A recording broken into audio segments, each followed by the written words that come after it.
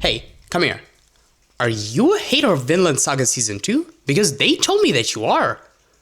Oh my god. Okay, so you might think that I'll start saying that you lack reading or watching comprehension, you're stupid, but no, we don't do that here. At least we try.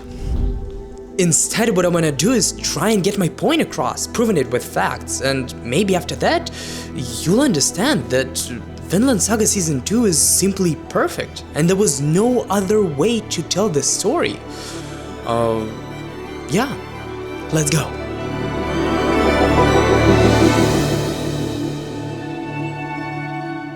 So, what are the main complaints about Season 2? Well, mainly it's about Thorfinn and the story in general.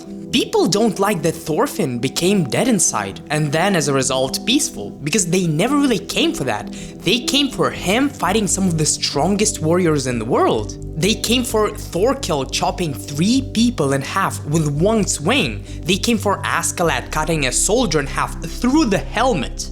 I mean, okay, I guess that's reasonable. And believe me too, I love those crazy moments. And when it comes to story, people wanted the same thing. They wanted action, they wanted fast pace, they wanted blood and guts spilling out. And I don't mean that people wanted just action by itself. What I really mean is that people wanted a story told through action. Because action aside, Season 1 was a masterclass in terms of storytelling. It was fantastic and it was really far from just an action series. And Season 2 had none of this. Well, maybe like 3% max, but other than that, it felt like a completely different show. And if you really think that this is exactly what the problem is, I want to stop you right there, because I genuinely believe that there was no other way to tell this story, and it was meant to be like this from the very beginning.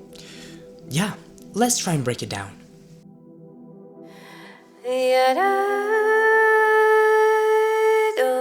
So, let's start from the beginning.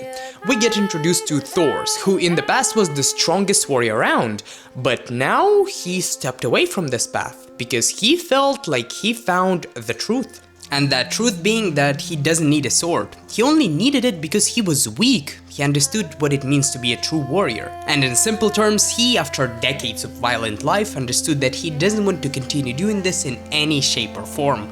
And then we get to this scene of him and Thorfinn, when Thorfinn finds the knife because he feels like he needs a weapon to kill his enemies, aka an unpleasant boy that lives nearby.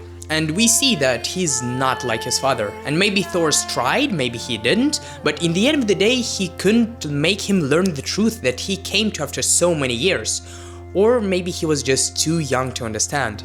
And that meant that from that point on, Thorfinn will have to come to this conclusion himself. And this is what the story has always been about.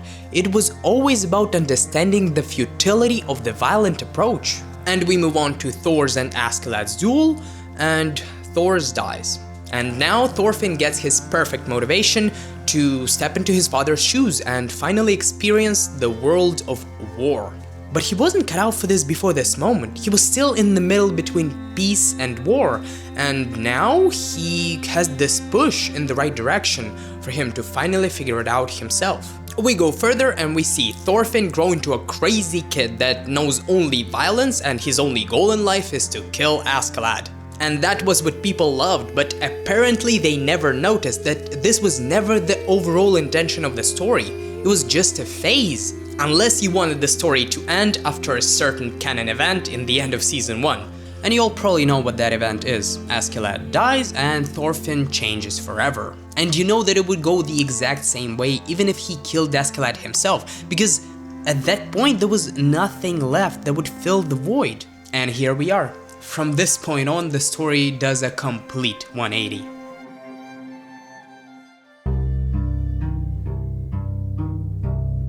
So Thorfinn is dead inside and he grows crops instead. Oh, and also he's a slave. And well, you know what? This was the only way for him, because the goal that he has to hit is still the same. By the goal I mean finding peace within himself. But after what he went through, there was no way for the story to push him further to his father's ideals through more fighting. So instead of the story being the exact same action-packed thing that it was before, it had to adapt and reflect the character and let him follow his goal. So we got Thorfinn as a slave doing nothing in his life, because he was nothing at that point. And here I want to ask you a logical question. Since you want him to fight in season 2, what do you want him to fight for? Because he was fighting since he was 6 years old, and his only goal was to kill Askeladd, and once that was gone, there was nothing left. There was nothing left to fight for. And on top of that, he realized how much blood he spilled, how many lives he took, and this unbearable guilt made sure that he wouldn't want to fight at all. Basically what I'm saying is that after his journey in season 1, there was no way to put that same exact character into a story similar to season 1. Or rather you could, but it would turn out pretty bad. And instead we get Thorfinn going from dead inside to now starting to find things to live for, new connections, and starting to let go of the things he did in the past. And it all comes together in this iconic scene of him saying that he doesn't have enemies. And for me it's a perfect conclusion of his main arc. This journey and this moment were foreshadowed from episode 1. He finally understood what his father meant, and there was no other way for him to do so other than to go through season 2. So, like I always say in the end of these videos, you might not like the lack of action, a different style, or the slower pace, but you can't say that it's objectively bad. Because it's not. It's written almost flawlessly. It's a masterpiece, and there's no other story like it. And if you disagree, let me know in the comments why. Yeah, subscribe for more anime content, and see ya.